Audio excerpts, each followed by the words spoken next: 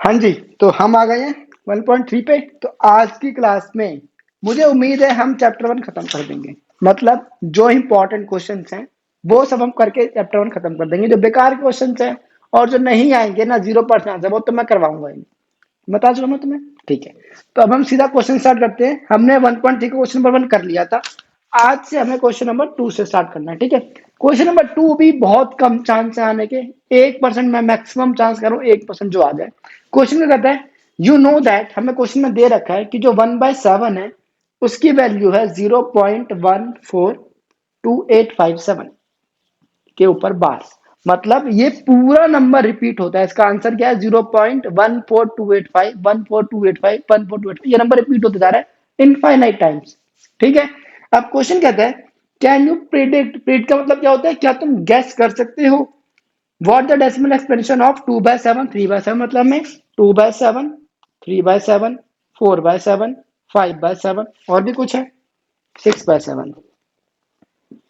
हमें इन सब की डेसिमल एक्सपेंशन को प्रिडिक्ट करना है विदाउट एक्चुअली डिवाइडिंग। मतलब मैं उसे डिवाइड नहीं करना, हमें उसकी प्रिडिक्शन बताने की कितना हो सकता है। तो कहता है or without actually doing the long division. समझे? मतलब हमें इसको डिवाइड नहीं करना, उसमें बताना है कि कैसे निकाल सकते हैं। तो देखो बड़ा सिंपल तरीका है। क्या मैं 2/7 को बोल सकता हूँ 2 इंटू में 1/7? बोल सकता हूँ ना। वैसे ही मैं 3/7 को बोल सकता हूँ 3 इंटू में 1/7। इसको मैं बोल सकता हूँ 4 इंटू में 1/7। इसको मैं बोल सकता हूँ 5 इंटू में 1/7। और इसको मैं बोल सकता हूँ 6 इंटू में 1/7। ये तो सही है ना। cos 2 1 जा 2 हो जाएगा, फिर से यही चीज बन जाएगी। अब देखो, अब हमें 1/7 की वैल्यू पता है कितनी है ये। तो 2 इंटू में 0.14285 के ऊपर बार, 3 इंटू में 0.14285 के ऊपर बार, 4 इंटू में 0.14285 के ऊपर बार।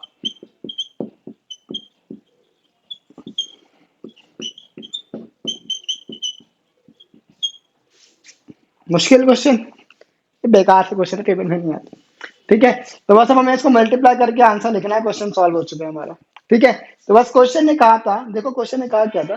क्वेश्चन में 1/7 की वैल्यू दे दी और हमसे पूछ लिया बाकी सब की वैल्यू बताओ। तो मैंने बाकी सब नंबर्स को 1/7 की टर्म्स में लिख दिया। अब 1/7 की मेरे को वैल्यू पता है तो मैंने वहां पे उसकी वैल्यू डाल दी। अब बस मल्टीप्लाई करना है। 2 5 जा 10 एक ऊपर, 2 8 जा 16 और 1 17 एक ऊपर, 2 2 जा 4 और 1 5, 4 2 जा 8, 2 1 जा 2 डेसिमल। ये तुम्हारा आंसर होता रहेगा। तो 28570 तुम्हारे पास आंसर है। ये रिपीट होता जाएगा, ठीक है। सेम कंसेप्ट पे ये, इसको तुम 3 से मल्टीप्लाई कर दो, इसको 4 से, इसको 5 से, इसको 6 से। यही है। होमवर्क में कर लोगे? चलो मैं करवा देता हूँ। 5 3 जा 15, 8 3 जा 24, 24 और 1 25, 3 2 जा 6, 6 2 8, 3 4 जा 12 एक ऊपर, 3 1 जा 3 और 1 4। तो 0.42855 आएगा 3/7 का आंसर। वैसे 4/7 का आंसर आएगा 4 5 जा 20, 4 2 जा 8 और 2 10, 4 2 जा 8। रुक जाओ, गलत हो गया। 4 5 जा 22 बना, 4 8 जा 32 होता है। 32 और 2 34। अब 4 2 जा 8, 8 और 3 11, 4 4 जा 16, 16 और 1 17 एक ऊपर, 4 1 जा 4 और 1 5। तो इसका आंसर आएगा 0.57140, ठीक है। अब 5 से करने पे क्या आ जाएगा? 5 5 जा 25, 8 5 जा 40, 40 और 2 42, 5 2 जा 10, 10 प्लस 4 14, 5 4 जा 20, 20 और 1 21, 5 1 जा 5 और 2। तो 0.71425 आंसर आएगा जब हम इसको डिवाइड करेंगे। अब 6 से भी कर दो। तो 6 5 जा 33 ऊपर जाएगा, 6 8 जा 48, 48 और 3 51। अब हो जाएगा 6 2 जा 12, 12 और 5 17, 6 4 24, 24 और 1 25, 6 1 6 और 2 8। तो 0.85710 तुम्हारे पास आंसर आएगा जब तुम 6/7 सॉल्व करोगे। Simple question. अब हम करते हैं क्वेश्चन नंबर 3। क्वेश्चन नंबर 3 जो है पूरी एक्सरसाइज में देखो तो दो मोस्ट इंपॉर्टेंट क्वेश्चन है। पहला क्वेश्चन बेकार पेपर में नहीं आता, सेकंड क्वेश्चन नहीं आता, थर्ड क्वेश्चन हाँ पेपर में आ सकता है और जो तुम्हारे पास एक क्वेश्चन है, क्वेश्चन नंबर 8, क्वेश्चन नंबर 8 और क्वेश्चन नंबर 3, ये दो क्वेश्चन है तुम्हारी पूरी एक्सरसाइज के मोस्ट इंपॉर्टेंट क्वेश्चन है, पूरी एक्सरसाइज के।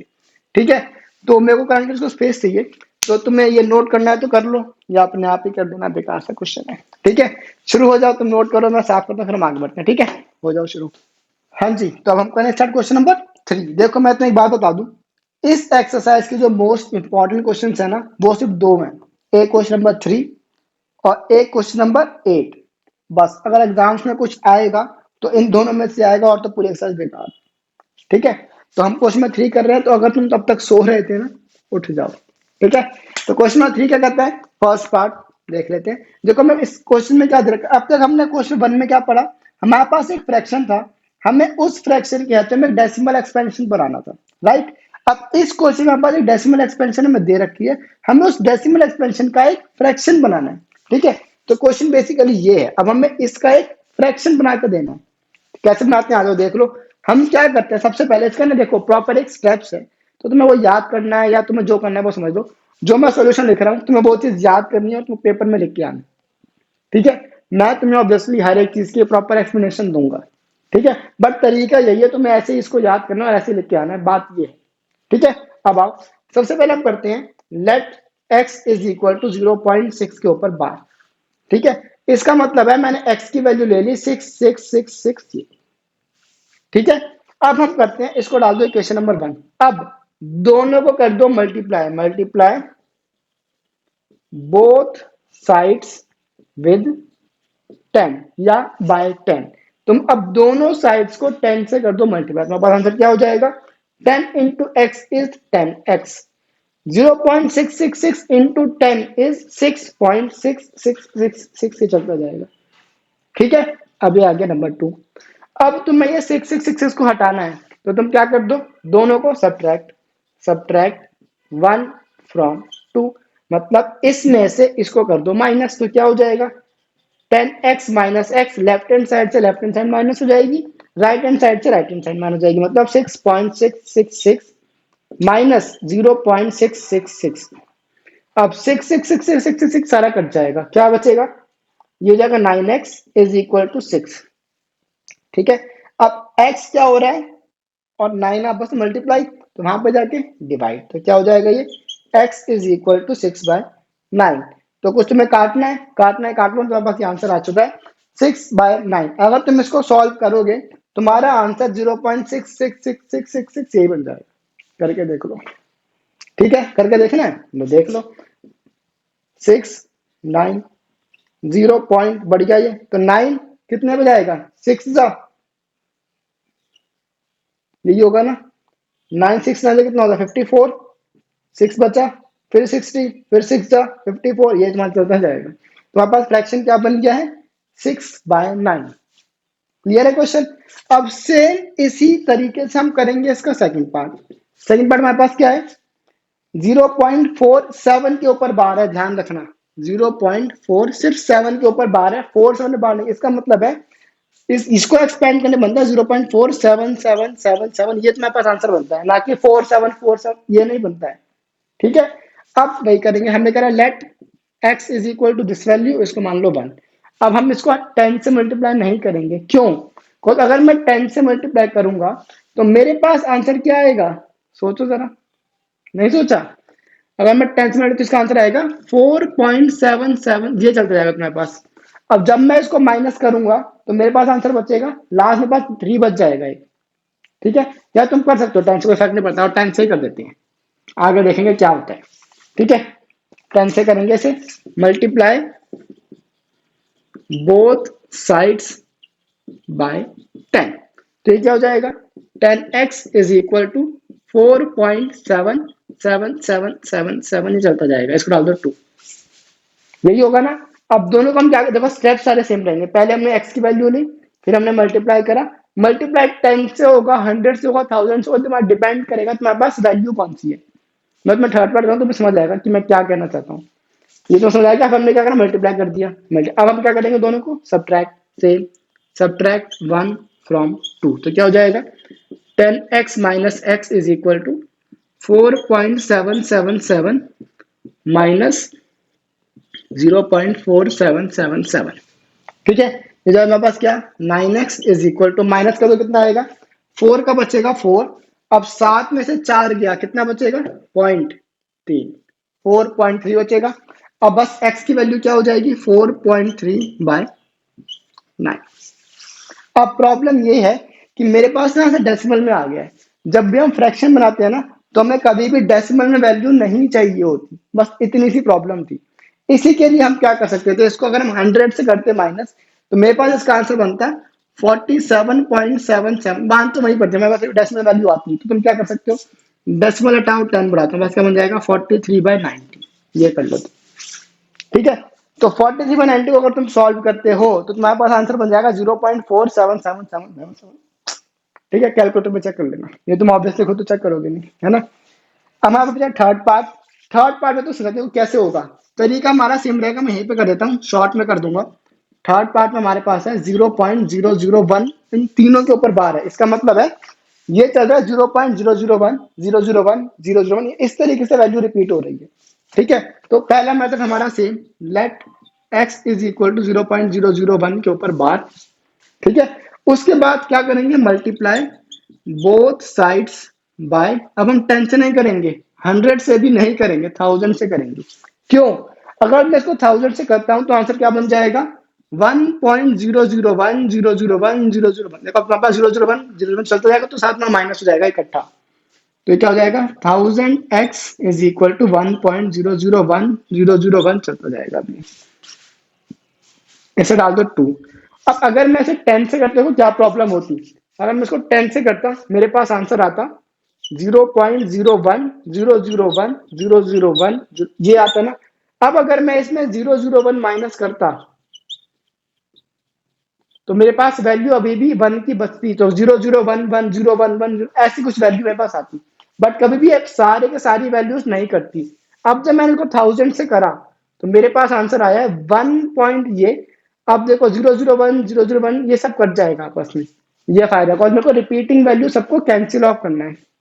ठीक है, अब क्या करेंगे, सब्ट्रैक्ट बाई 1 फ्रॉम 2, तो क्या जाएगा 1000 माइनस एक्स